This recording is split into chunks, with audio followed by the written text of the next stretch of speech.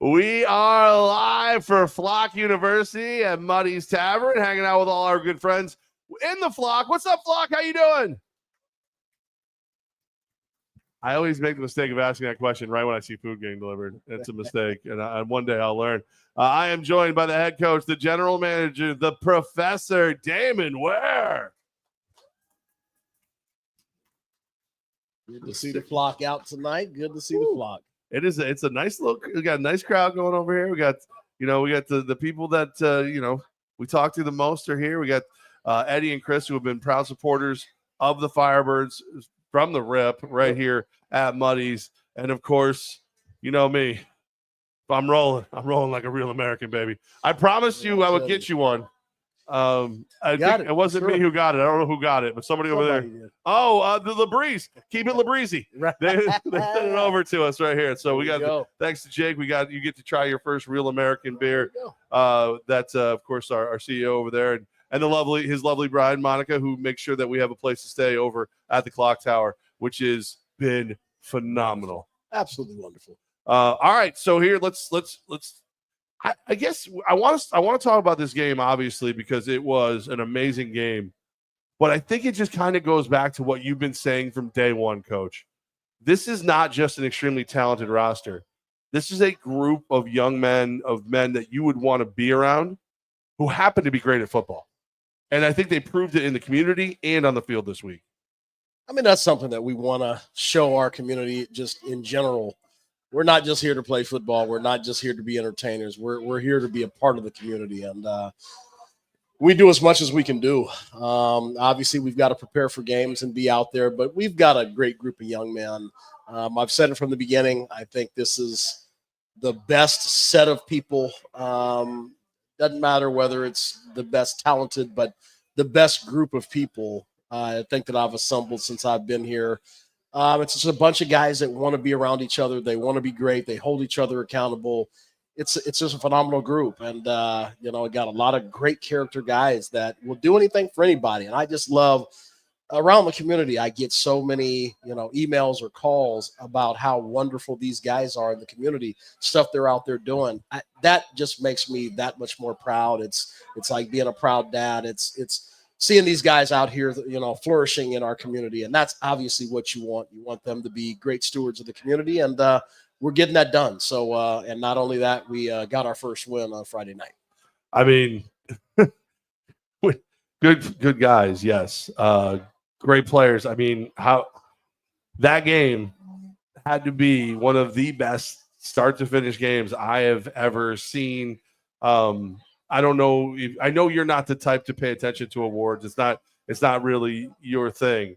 But our team swept the AF1 awards this week. Sam Castronova got the Real American Player of the Week with his 8 touchdowns, 7 in the air, 1 on the ground. Just give it up for Sammy. Dwayne Brown, who all that dude does is catch 4 touchdowns. Saw him do it last year against us. He did it with us this game. One from the Real McCoy. So Dwayne Brown with 4, he got the Offensive Player of the Week. Fan favorite, Zeke Rose, he got the Defensive Player of the Week. And then that beautiful little South African Henry Nell goes out there and gets Special Teams Player of the Week. So sweeping the awards, and you know me, I like to at least think of the other side of the argument. Everybody who got them deserved them. Yeah, that was a good thing. Ultimately, it's not about the awards. It's about getting the ring at the end. But that's a great start. From top to bottom, offensively, defensively, special teams-wise, we played a great game. Obviously, there was stuff to correct and move forward going into this Nashville week, but we performed a really good game. Hold on, you won 78-20. What was the glaring fault that you saw? That Jalen Morton got 25 yards on the ground. No more of that. What do you fix? There's all kinds of stuff. Just positioning mechanics, just route combination. There's a whole bunch. But not to take away from our guys. Our guys did a phenomenal job. For game number 1, I think we're 3-4 weeks ahead of schedule than we were last year, and that is a testament of just the people that we've brought in, just the coaches working hard, and the group of guys that we got that want to be coached and want to be held accountable. And so really excited about this group on what they can become. The awards are great. But again, it's just a team effort.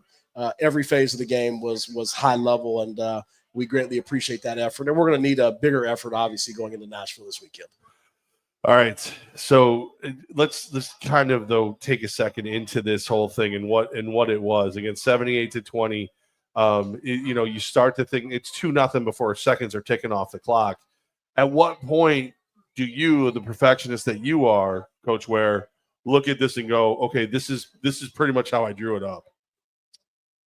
Or do you ever? I mean, I guess it's probably a better question. It's not how I drew it up. I will say, and I talked to Coach Walker at Billings. I did tell him that it's his fault while we scored 78. And I'm just jokingly and not jokingly, when I seen their first game and they put up 78 points, it was just something that, it came out. Can we mic you and Cedric Walker on April 13th? Can you both have mics on, please? Who wants to hear those two? Come on. That'd be a show in itself. But I called him this week and congratulated him on his win, and he congratulated on ours. But I told him, I said, it's your fault, because I said, when I saw you score 78, I really wanted 85.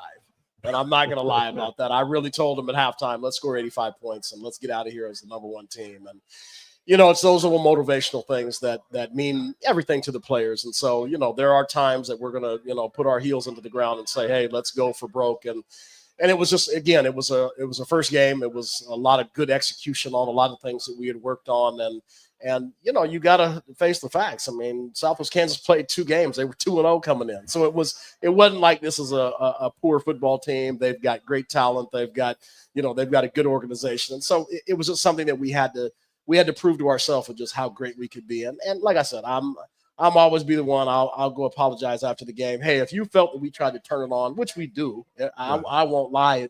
To me, I just don't see any point of us ever getting into a game, and it doesn't matter what the score is. It's me say, all right, guys, let's slow down and let's stop executing the way that we're executing, and let's not do that. I just don't feel like that. It's only a 21-man roster. Who are you going to put in there? Unless they start letting the front office dress. Then I'll sign you. Then you're good to go. Calm down, Tommy Gross. Do you see Gross? He turned around like, well, I want to see Levack get run over. Like, don't be that excited about it. Come on, man.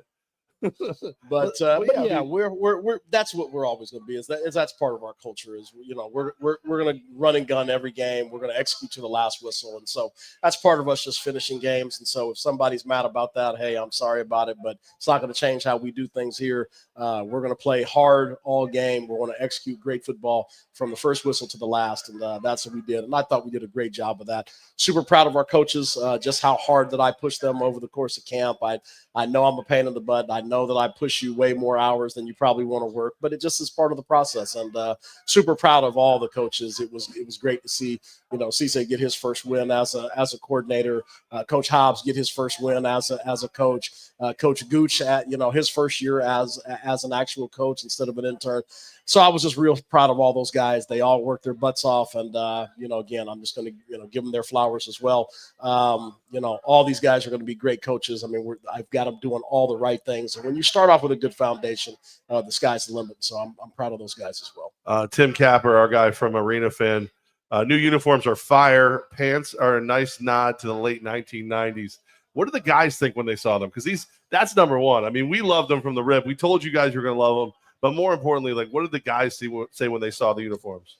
I mean, they absolutely loved them. And we've got, the one that we'll pull out for the Billings game. You'll see an even better display of some of the olden day times. And so we're super excited. All 3 of our uniforms are just phenomenal. They came out just the way that we had drawn them up. So again, you've got there's still a lot more to be shown to the community, and show up on April 13th so you can see the second uniform, and they'll be on display that night. Let me do 2 things at once here. Let's make the Lisas happy. Nani Ware says hi, everybody. She's here. So now the Lisas are happy. They walked in here today, Coach. I was on the air for Fox Sports with Gaz, Levack and Gaz, and both Lisas go, "Did you get our email? We sent you an email about the fan jersey. Did you get it? Did you order our fan jersey yet? Did you order it?" I have had a couple things I've had to deal with, but I promise that all those orders are going in, and you can see why we order from who we order from. I mean, sometimes it takes a little longer than we'd like. Sorry, Hector, it's the truth. But they do a great product. So once once you leave, no offense, love you, don't want you to go anywhere, brother. But once you leave, I'm going to go ahead and get those orders in. I didn't think you were leaving until Friday. That's not the case. Our good friend Mike Cordes said, hey, Coach, you know what would be funny? Why don't you leave today? Well, yeah. Travel in professional sports can be an adventure. And we are going to go on an adventure starting tonight. Tonight, we're actually going to leave a little after 11 o'clock. We're going to load up, get on the road. We are going to drive to Philadelphia. That'll be about a 4-hour drive. We will get on a flight, which thank you. We'll get on a flight at 5:35 a.m. in the morning, which will be exciting, out of Philadelphia, and we will fly direct to Nashville and get there at 6:45 a.m. So it's going to be a heck of a day. We'll need that day to rest and recover. That's going to be a brutal trip as it is. But this is professional sports. It's not all simple and easy when you've got a huge group of guys traveling. You got to fight through all of the things that it takes to get everybody on one flight and all together. So, it'll be an adventure. So we'll take a day to recuperate, do some recovery stuff, do some treatment. Friday we'll go through a walkthrough practice and get out and stretch and do some things on Friday, and then Saturday we'll play the game, and Sunday we're back here in the Capital Region. So lot to go through in a couple of days, and but I love road games. It really is. It's a huge bonding moment for the guys. It's us against the world, and like we say, Albany versus everybody. It really is that way. So once we get on the plane and it's just us, we're all together. We're shoulder to shoulder. Sometimes fun and not so fun, but we're shoulder to shoulder. We go into another community who loves their team, and we've got to go get a win. And that is it's a tough thing to do. Period, is to go to somebody else's house and get a win. But I love that process of doing all those things, and I think it builds great moments and great memories. So super excited for our first road trip of the year. Alan just messaged, oh boy, Coach going back to his favorite place, Nashville. Hold on. Now, I know what he's referencing. Last year, it was maybe not the best experience on the field, even though we did get the W. But you do love Nashville.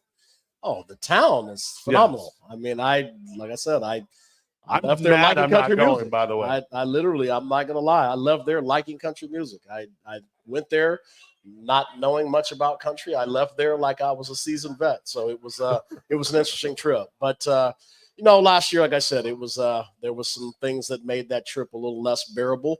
Again, I'm all over that, and the head of officials and our commissioners, and to make sure that never happens again. But that's the first time I've ever got the email who told us exactly who the officials were going to be this early, Coach. I will say that I've never. Every once in a while, I get everything on time. This one was early.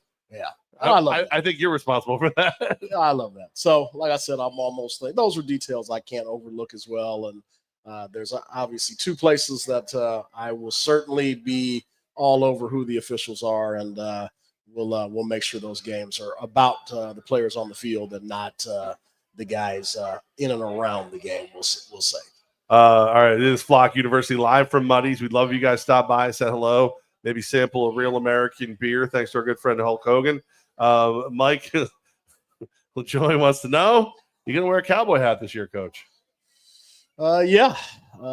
Down there, yeah, I'll wear one down there. I won't wear it back here, but there's enough cowboys out there that do those type of things. But I'm gonna wear one down in Nashville. I'll be part of the scene, and like I said, we'll come back and get back to reality. We have one vote against already. I knew you knew that was coming. Nani Ware, don't wear it. LOL. It is that group that went down last year. How much we do love the city. If there was a place, and this is why this is reason number 795 why I'm not on the active roster. If there was a place that you would have to keep an eye on me, especially with a day or two extra, it's Nash Vegas. Are you a little concerned that some of these guys might get after it a little bit in Nash Vegas? No, we got great guys that understand what's at stake. I don't have there's not anybody that I'm worried about doing anything they're not supposed to. They'll have their time. We do what we're supposed to do on Saturday night. They can stay out all night. You know what I mean? There you go. And just come to be ready to jump on the bus and head to the airport. So we're there on a business trip. Like I said, we've got plenty to prepare for, plenty to do before the fun time starts. Like I said, it's how do you spell fun? It's WIN. So there's no fun in losing. So again, we got to do what's first, and that's go and get the win first, and then the fun will come after that. It's all right. I mean, I'll go with it. You're the professor. That's extra credit if you spell it that way, I guess. Nani again. Oh my God, he's gonna come home listening to country songs. I literally did. We were in the car. I was popping on country stations. You can't avoid it down there. She was just like, "What are you doing?" It's special. It's a special place down there. It really is almost as special as here. And so you get the. Is there? I guess that's one of the things.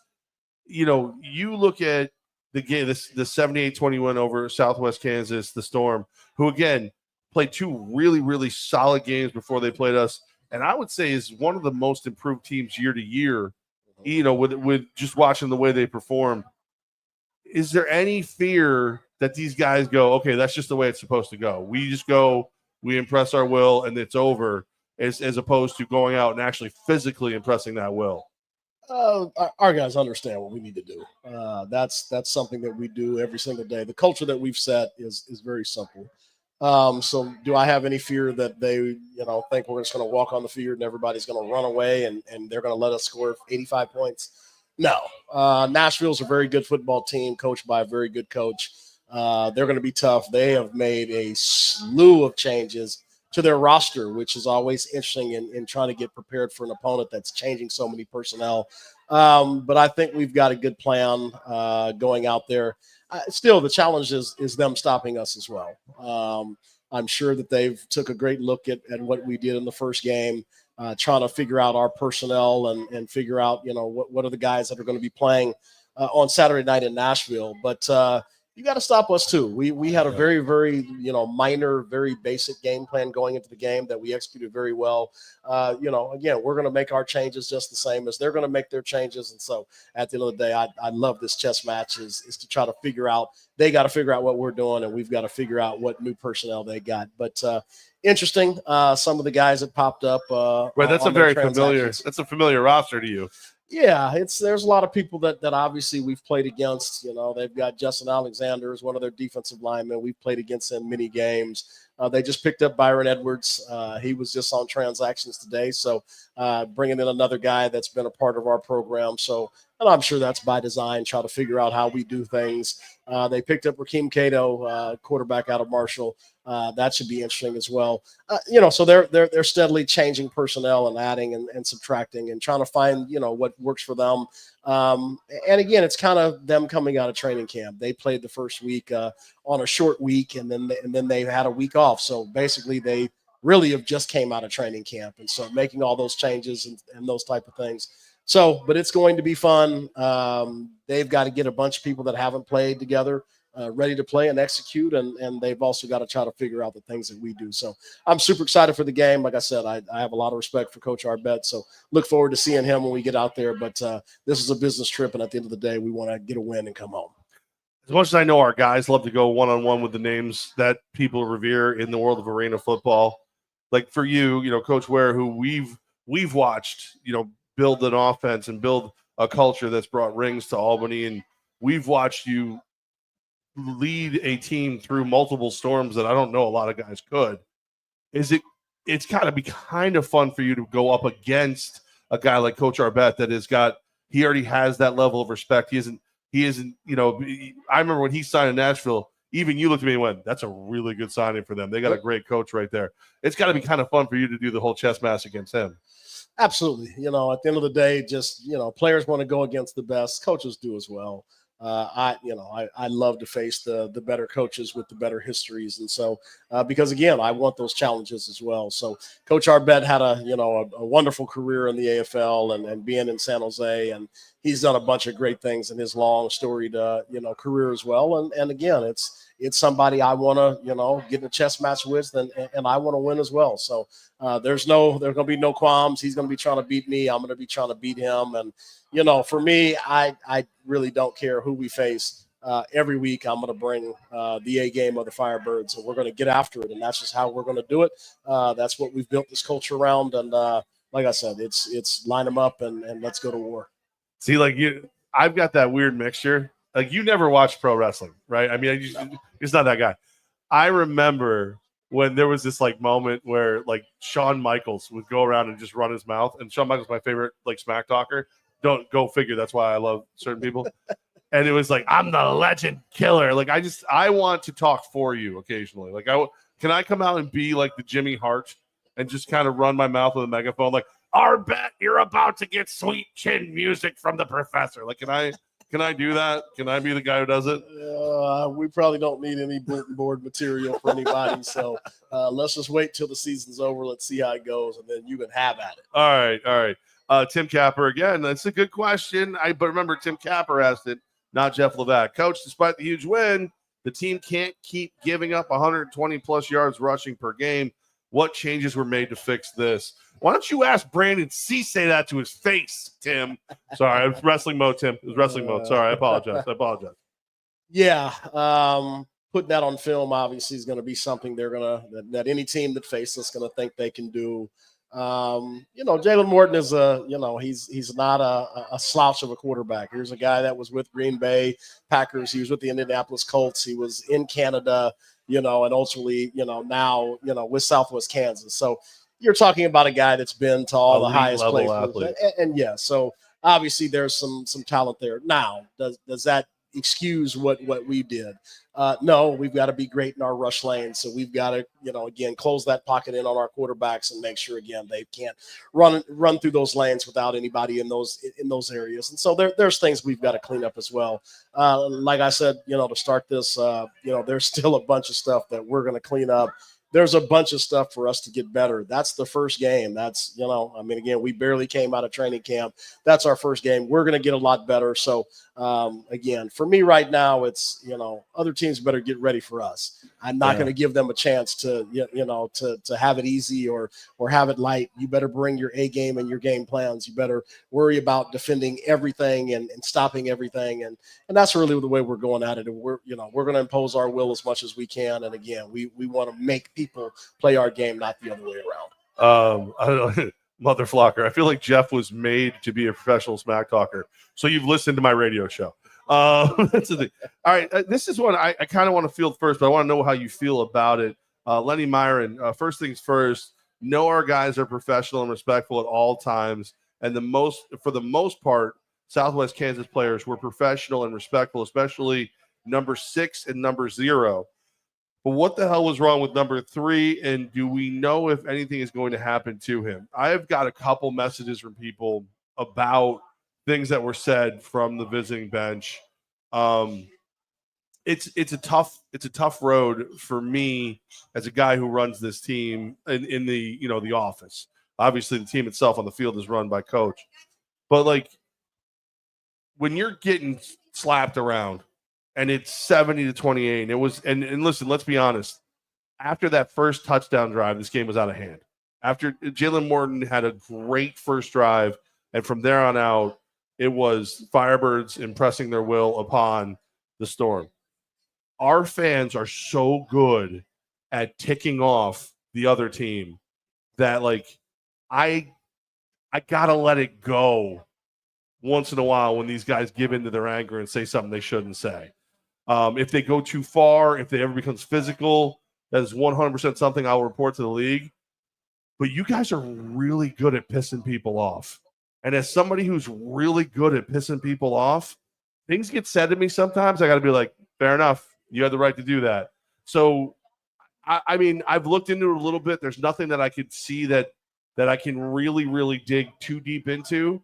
But I think there's got to be a point where you guys look at it when you make someone react like that, as long as it's not physical, as long as it doesn't go too far, and pat yourself on the back that you took them out of their game.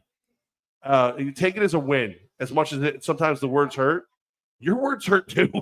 You guys are really, really good. The reason that I came up with the Pearl Street Bullies back in the day was not for the players on the field. It was for you in the stands. And if I get a chance to bring it back, I will, because you guys are mean. and God, I love you for it. So I just say if we're gonna point out what these other guys are saying, let's just make sure we're keeping an eye on what we're saying too. And if it ever goes too far, I'm there. I got you. But let's also just kind of keep it on the level of, talk doo-doo, get a boo-boo. You know what I mean? It happens sometimes. So that's where I'm at. I understand where you're coming from. Maybe the coach in me is just a little indifferent. When like I said, I caught a couple things, spraying water into the stands. That's too far. Yeah. That's too far. And then again, talking about people's family members in a disparaging way, that's just too far.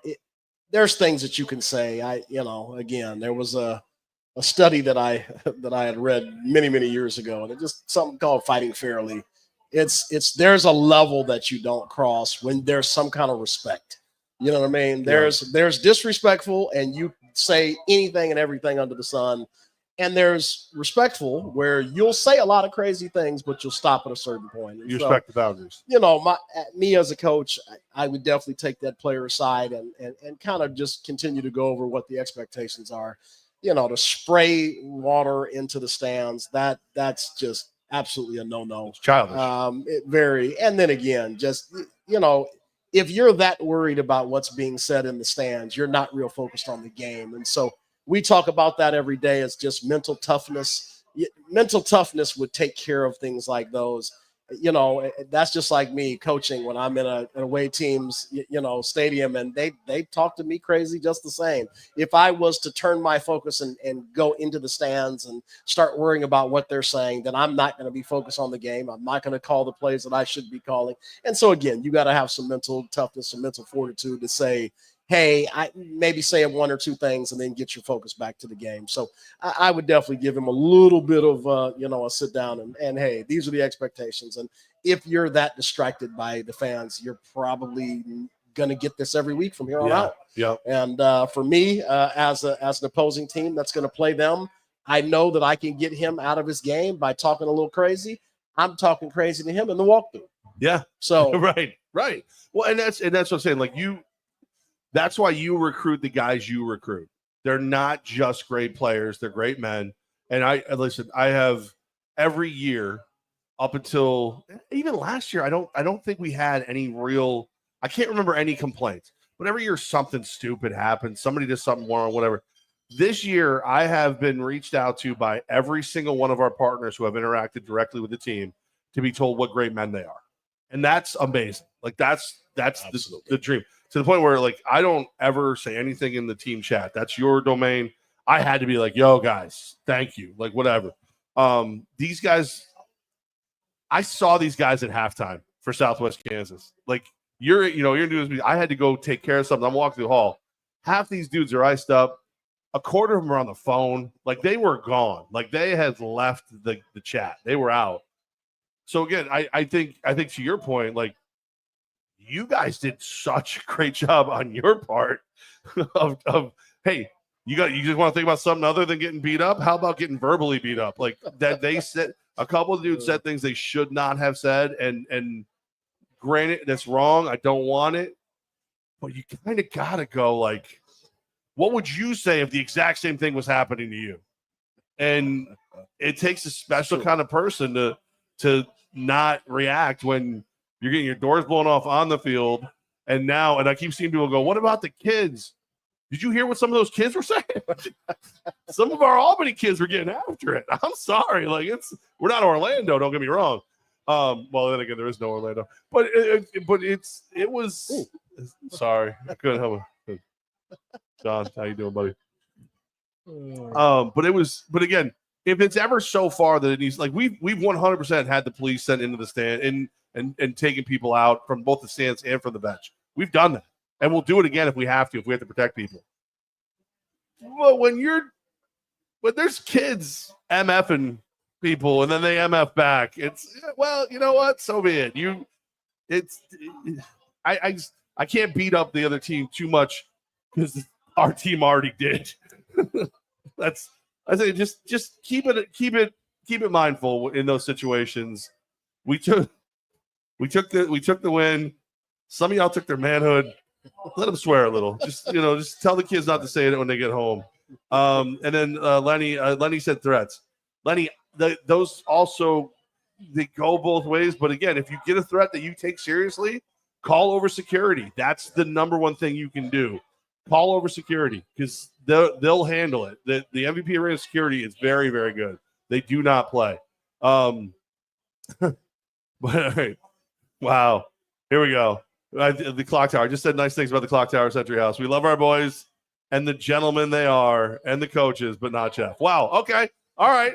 I'm going to come over to the clock tower and I'm going to talk smack, Monica. We're going to see. I said nice. Reason. You know, it was Jake who wrote that. Monica's just taking the blame. It was Jake who wrote that. No, so here we. But I'm just saying, like, I've seen the complaints. I've actually gone to the building. I've asked them what we can do. The number one thing is just talk to security. If you ever feel physically threatened, talk to security. If the other team is busy talking to you and not playing the game, thank you. You did your job. You did your job, and they didn't do theirs. All right, so you got the big travel coming. Heading to Nashville tonight. We're live at Muddy's. I think we've covered a lot of the on the field stuff. I mean, do you want to talk about whether or not we're going to recruit the Jason who tried to kick for the Corvette Stingray? No, I didn't get to see it, but I heard the effort was could have been better. He almost maimed a flame. He kicked it and it took off. It got off the ground. So I give him a little love. All right. But it almost, the last one of our dance team from the Flames, apparently had actually gone to the head of the dance team, Grace, before and went, I don't know if this is a good place to stand. And she's like, you're the farthest from him. You'll be fine. Sure enough, right at her head. Oh. Just Marsha Brady, almost. And the worst part is he was the nicest guy. We realized we know him because he used to work at a restaurant that brought us food back in the day. And now he works for a place that feeds kids. So we felt terrible for the poor guy, but he didn't win the car. That was a beautiful car. Mohawk Chevrolet, like I said, just a great dealership. Just all the way around. But that car was beautiful. That was a $100,000 beautiful Corvette. And I would have loved to have seen somebody kick that down the middle and got that thing. That was absolutely. I would have been like, can I have the first ride in that? That would have been a nice kick. You were running practice today, and then we had a meeting in the office. You walked in. Right before you walked in, our ticket guy, Joe Nair, goes, do we know what happened to the Corvette? And I'm like, I'm assuming it went back to Mohawk Chevrolet. What do you mean? He goes, well, I had the keys. I'm like, hold on. This was Friday night.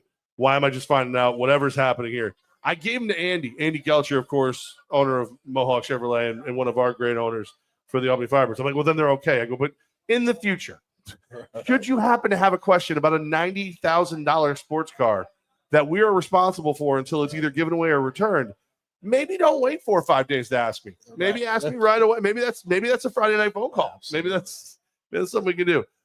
Questions from the flock. Anybody here have any questions for the flock for Coach or even me? I guess if we're gonna get into it. Not anywhere called it 7820. I would have called my mom to come pick me up. I mean, wait a minute. Let's see here. There's. Can we talk about the play with the kick fake out? I don't know. There was a fake kick. Is that there was a? What was? Listen. I don't know about. Don't judge me. I was working. Every time you guys complain, somebody has to take care of that. What was so we had a fake kick? I think there was a scramble drill, obviously, on one of the field goals. So that was obviously not planned. That was just misexecution. And again, as I said, there's several things that we can get a lot better at. All right. Fake field goal. Yeah. No. So this is the beauty of it.